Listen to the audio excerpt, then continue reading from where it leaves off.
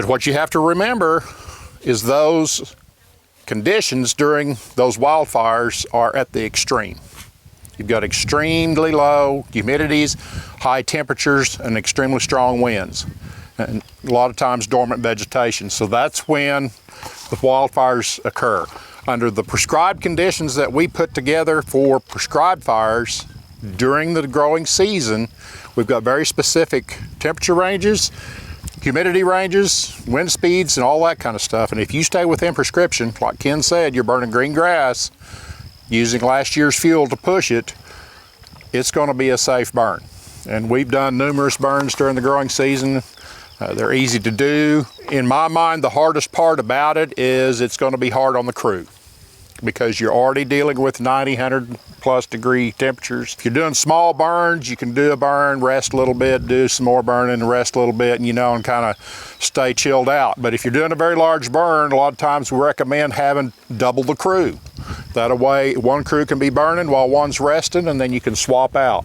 And this would be, like if you're burning several hundred or thousands of acres. A lot of times these growing season burns are pushed from the standpoint of brush management, whether it be cedars, oaks, sprouts, coming into a pasture or whatever. They do very well.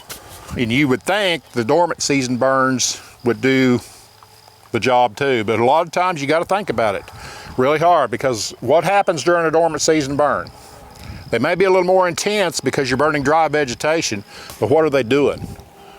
They're just racing across there so fast that the intensity of the fire doesn't linger around long enough to do any damage to the brush. Yeah, it may burn and singe some tops, but it's going to be right back. What happens with a summer burn? It's moving slower, so it's taken into account time of exposure. It's not as intense, but it's moving slow enough that the heat is exposed at a longer period of time, plus the fact that you're already at 90 plus or 100 plus degree days. So we have to get it up somewhere around 140 to 145 degrees to start busting cells on those plants. And it don't take much to get it from 100 to 140, but if you're burning on a day that's, say, 50 degrees, you got a whole lot more to raise that temperature to reach lethality on these plants. So we're using it a lot for brush management. As far as experiences on the burns I've done, it's just exactly like Ken said. I did one on May 15th. I had a couple of spot fires, but there was no excitement, because it wasn't going anywhere.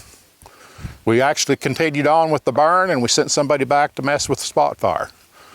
Because with green grass, it's just not moving. But like Ken said, if it's on dormant vegetation, you better hustle over there and get it done, or otherwise you're going to be calling the fire department.